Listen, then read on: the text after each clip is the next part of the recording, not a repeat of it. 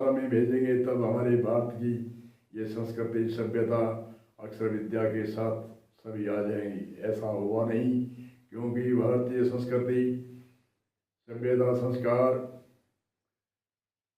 कहाँ से मिलते हैं। पहले शुरुआत से जो बच्चे की कच्ची नहाई होती है, उस समय कच्ची नहाई में जो भी जैसे पकाव किया जाता है वैसे ही पकता है। तो पहले तो माता के गर्भ से लेकर के संस्कार संतों ने ऋषि मुनियों ने बताए हैं। जिन माताओं ने सूरवीरों की गाथा सुनी, उनके पुत्र सूरवीर हुए। जिनकी माताओं ने गर्भ में दानवीरों की कथा सुनी हुई, उनके पुत्र दानवीर हुए। और ज्ञानवीरों की कथा सुनी, उनके पुत्र ज्ञानवीर हुए। ऐसी हमारे अनेक ऋषि मुनियों की गाथा है। जैसे प्रहलाद भक्त ने भक्तों की कथा सुनी, प्रहलाद भक्त की माता ने नारद मुनि ने सुनाई, ऐसा हम लेख सुनते हैं।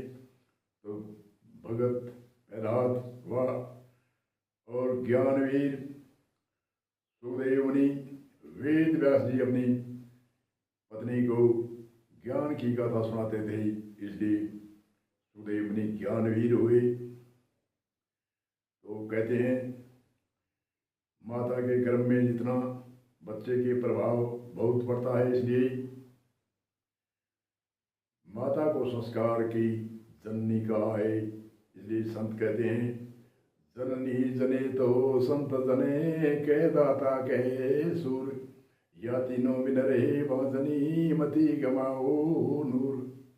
ये जननी जननी जने तो संतों को जन्म दे, जो अज्ञान का हरण करे, जो आध्यात्मिक प्रवार्थी मार्ग पर हमारे समाज व परिवार को प्रेरणा दे करके यह लोग भी सुधारे और परलोक सुधारे, ऐसे संतों को जन्म दे। जननी जने तो संत जने कह दातारों को जन्म दे, जो अविलाओं को दे, गरीबों को दे, जो दानवीर जैसे रंती देव जैसे जैसे हरिश्चंद्र जैसे दानवीर जो हुए, ऐसे दानवीरों के जैसा जन्म दे। और या सूरवीर को जन्म दे, जो देश की रक्षा करे, समाज की रक्षा करे, सीमा पर रक्षा करे, ऐसे सूरवीरों को जन्म दे। तो ये संस्कार माता के गर्भ में ही सुनने से उनका प्रभाव होता है। बहुत सी कथाएं, हजारों कथाएं ऐसी हमारे ऋषि मुनियों की। तो दूसरा जन्म देते ही माता जैसे बोलना सिखाएगी, वैसा ही बच्चा बोलेगा। अगर ये माता चिड़चिड़े स्वभाव से उसको बोलेगी, बतलाए बोल सिखाएगी, तो वह चिड़चिड़ापना आएगा उसके। और माता अगर अच्छे प्रेम से मिठास से, हमारे ऋषि मुनियों ने ऐसे नाम रखे हैं जिन नामों का दोनों होठ भिड़ते हो, और मधुर वाणी अच्छी मीठी, और संस्कार सभ्यता के वचन बोलने चाहिए। जैसे हमारे ऋषि मुनियों ने पे में ये इन पर होठ भिड़ते हैं, इनके आधार पर ही हमारे नाम रखे हैं। माँ कहने से दोनों होठ भिड़ते हैं, दादी कहने से दोनों होठ भिड़ते हैं, बाबा कहने से होठ भिड़ते हैं। दोनों होठ भिड़े ऐसे शब्दों का हमारे ऋषि मुनियों ने प्रयोग किया है। इन प्रयोग के आज माता क्या क्या विदेशी पाश्चात्य प्रभाव से क्या क्या शब्दों का प्रयोग करती है, अब टीका टिप्पणी करने की जरूरत नहीं। इसलिए संस्कार पहला संस्कार माता के गर्भ से लेकर के और जन्म के जितना माता का प्रभाव पड़ता है, इतना पिता का भी प्रभाव नहीं पड़ता। माता जो भी बोलती है, बच्चे को एक उत्सव होता है, एक खुशी होता है। जब बोलने सीखता है तो उनकी बड़ी उमंग होती है। उस उमंग में बच्चे को अच्छे शब्दों का प्रयोग करेंगे तो वह बच्चा अच्छा संस्कारित होगा। और 10 साल के बच्चे तक माता पिता के संस्कार मिलते हैं। चाहे स्कूल में 5 साल के भी हम भेज दें, कोई बात नहीं, परंतु 10 साल तक माता और पिता का बच्चे का अधिक प्रभाव पड़ता है। और उनके बाद में बाहर की कैच करता है तो अच्छे संस्कार होता है तो वह अच्छी संगत करेगा। और ये बुरे संस्कार जो माता पिता ने कुछ या लापरवाही से कुछ भी नहीं कहा, चलो हम स्कूल के विद्यालय के भरोसे हैं, वह अध्यापक सिखाएंगे, संस्कार भी सिखाएंगे, अक्षर विद्या सिखाएंगे, ऐसी बात नहीं। पहले नियम भी संस्कारित होनी माता की जरूरी है। उनके बाद पिता और माता दोनों का दाव तय बनता है। उनका दोनों का संस्कार जितना जमता है, इतना साधारण दूसरी जन मानव का बच्चे पर नहीं प्रभाव पड़ता। इसलिए संस्कार 16 संस्कार हमारे ऋषि मुनियों ने इसलिए बताए हैं। नाम संस्कार, कान बीनने आदि अनेक तरह से ये शरीर के स्वास्थ्य के लिए कई प्रेरणा हमारी ऋषि मुनियों ने दी है। उन प्रेरणा को लेकर के 16 प्रकार के संस्कारों को हमें अपनाएं। आज जो हम लापरवाही हमारे समाज में, हमारे परिवार में, हमारे देश में हो रही है लापरवाही, जैसे कि हम तो बच्चे को 5 साल बाद में स्कूल में छोड़ेंगे, संस्कार वही सिखाएंगे, अक्षर विद्या वही सिखाएंगे, बोलना चालना वही सिखाएंगे। वह ऐसे नहीं सिखा सकते, वह तो अक्षर विद्या ही सिखा सकते हैं। फिर भी हमारे दुर्भाग्य है कई ऐसे पाश्चात्य प्रभाव से, हमारे अंग्रेजों के शासन से जो कोई इतिहास लागू हुए, उन इतिहास में संस्कार इतने नहीं है जितने हमारे हिंदू ऋषि मुनियों के जो गुरुकुल कोई ऐसे नहीं होता था कि गुरुकुल कोई ऋषि है जैसे आजकल ब्रह्मचारी रहते हैं, ऐसे गुरुकुल नहीं। गुरुकुल विद्यालय का नाम था। जैसे विद्यार्थी पढ़ता है उसको गुरुकुल कहते थे। 1-2 अध्यापक होते थे और मॉनिटर होते थे, एक से एक, जो 14 प्रकार की विद्या आज विद्या है। यही विद्या पहले आज से 400, 500, 700, 800 वर्ष पर पढ़ते थे, हजारों वर्ष पढ़ते थे। पीछे का हजारों वर्ष का इतिहास उठा के देखो कि हमारे भारत में कितने पढ़े लिखे थे और बीच में कई बाधाएं आई हमारे शासन में।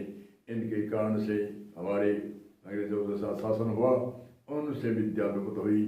उन्होंने गुरुकुल तोड़े, ये अवैध है, ये रिकॉर्ड में नहीं है। जैसे कैसे करके भी उन्होंने कई साल तक उनको तोड़े और फिर कई साल तक ये विद्यालय की शुरुआत हुई, आज भी पूर्ति नहीं हुई। और पुराने समय में हजारों सालों के इतिहास देखे तो हर 300 घरों में एक गुरुकुल था और बच्चे पढ़ते थे, लड़कियां भी पढ़ती थी, लड़के भी पढ़ते थे। परंतु आज हम वर्तमान को ही देखते हैं, हजारों वर्ष के इतिहास को उठाकर देखो, हमारे कितने % पढ़े लिखे थे। हजारों वर्ष के समय का आज से तुलना करें तो आज भी इतने पढ़े लिखे नहीं है। हमें पूर्व के इतिहास से वर्तमान का ज्ञान होता है, इसलिए पूर्व के इतिहास देखना चाहिए। इसलिए संस्कार, संस्कृति, सभ्यता कैसे बच्चों के प्रभाव पड़े, वैसे पहले घर से शुरुआत होती है। पहले माता के यहाँ से शुरू होती है, माता से लेकर के, जन्म से लेकर के, और 10 साल का बच्चा हो तब तक भारतीय संस्कृति, सभ्यता, बोलना चालना, पहनना आदि आदि संस्कार, सभ्यता ऐसी बच्चों को मिलनी चाहिए।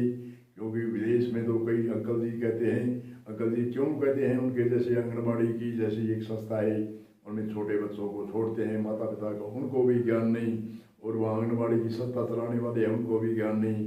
वह कहते हैं ये कौन है, वो कोई भी आता है उसको अंकल जी कहते हैं। और हमारे भी यही भाषा हुई है, पिता है उनको ही अंकल जी, बुढ़ा है उनको ही अंकल जी, राह भगते को अंकल जी, चाचा को अंकल जी, बाबा को अंकल जी, कोई भी मिले वह अंकल जी। अरे वो तो कहते हैं अंकल जी इसलिए कि हमारे में अक्ल नहीं, मुझे मालूम नहीं माता पिता इनके कौन है। इसलिए जो भी कोई बच्चे पूछते हैं तो वो संस्था वाले कहते हैं ये अंकल जी है, और हमारे कहाँ अंकल जी की जरूरत पड़ी। हमारे तो एक शब्द से इतना ज्ञान होता है। जैसे कोई मित्र के पास कोई मित्र आता है तो एक बच्चों का मामा जी आता है, तो मामा जी आता है तो मित्र पूछता है ये कौन है, ये के बच्चों का मामा जी है। इसमें कितना ज्ञान होता है, ये बच्चों का मामा जी है, हमारी भाभी जी का भाई है, इनके परिवार है, इनके माता पिता है, वो हमारे मित्र के बच्चों के नाना जी है, इनके सासू ससुराल है, आदि आदि। एक शब्द से हजारों शब्दों का ज्ञान होता है। कहाँ अंकल जी कह करके पहना छोड़ देते हैं, अंकल जी का जैसे पल्ला झाड़ देते हैं। ऐसे शब्दों को हमें प्रयोग नहीं करना चाहिए। ऐसे हजारों शब्द है जो आज पाश्चात्य प्रभाव से हमारे भारत में पनप रहे हैं। उन शब्दों का डिक्शनरी और शब्दकोश में देख करके हमें उनके अर्थ देख करके देखें तो वह शर्मनाक शब्द है, परंतु फिर भी हम बोलते हैं, डालते हैं और उससे खुशी और उमंग करते हैं ये शब्द बहुत अच्छा है। इसलिए हमें डिक्शनरी, शब्दकोश आदि की देखना चाहिए इस शब्दकोश का क्या अर्थ है, इस डिक्शनरी में क्या अर्थ है। इसलिए इसी सूत्र को हमें विराम देकर के आगे संस्कृति संस्कार का चर्चा करेंगे। तीसरे सूत्र में, दो सूत्र में हमें संस्कृति संस्कार सभ्यता मर्यादा और धर्म की सेवा की चर्चा करी। आगे तीसरे सूत्र में और करने वाले हैं। इसलिए इसी सूत्र को विराम देते हुए हमारे ऋषि मुनियों को प्रणाम और नमस्कार करते हुए, और हमारे ऋषि मुनियों की देर है जिन्होंने हमारे मर्यादा 16 प्रकार की संस्कार सभ्यता और मर्यादा धर्म की मर्यादा हर मानव मात्र का क्या धर्म है। आज जो धर्म पर छींटा छांटी हो रही है, जो पंथ संप्रदाय है उनको धर्म मान करके इधर उधर से एक दूसरे को पंथ संप्रदाय को धर्म कह रही है। और हमारे ऋषि मुनि कहते हैं हर मानव मात्र का एक धर्म है, जो एक धर्म के 10 अंग है। धैर्य क्षमा दम असत्य सोच इंद्रिय निग्रह बुद्धि विद्या सत्य में क्रोधम। हर मानव चाहे स्त्री हो चाहे बच्चा हो चाहे बालक हो, सब कोई भी जाति का हो, ये 10 धर्म धारने के योग्य है और 10 दोषों को त्यागने के योग्य है, चाहे कोई भी हर मानव हो। चोरी जारी हिंसा चिंता तृष्णा प्राय दोष निंदा झूठ कठोर चपलता, ये 10 दोषों को त्यागना हर मानव के लिए अनिवार्य है। और 10 धर्मों को धारण करने का लिए हर मानव हो, कोई भी स्त्री बालक बालिका हो, सबको कोई भी मत पंथ संप्रदाय का हो 10 धर्म धारण करने के लिए बताए हैं। धैर्य क्षमा दम सत्य सोच इंद्रिय निग्रह बुद्धि विद्या सत्य में क्रोधम। कौन कहता है ये धर्म, ये 10 अंग ने किसी के हानिकारक है, सबके लाभदायक है। चाहे कोई भी जन्म मानव हो, चाहे कोई भी संप्रदाय हो, जिसने कोई पंथ संप्रदाय अपना रखी है, ये धर्म 10 धर्म, चाहे कोई राष्ट्रपति हो, चाहे मंत्री हो, चाहे चपरासी हो, सबको ये मानव धर्म ये धारण करने के योग्य है। इनको कहते हैं ऋषि मुनियों ने धर्म कहा है। संप्रदाय पंथ को धर्म नहीं कहते हैं। कोई स्त्री धर्म है, कोई महिला धर्म है, कोई पुरुष धर्म है, वो धर्म अलग है। पर तो ये 10 धर्म हर मानव मात्र के लागू है। चाहे कोई भी हो, चाहे शासन में शासन करता हो, चाहे भक्ति करता हो, चाहे कोई भी शिल्प कारीगरी करता हो,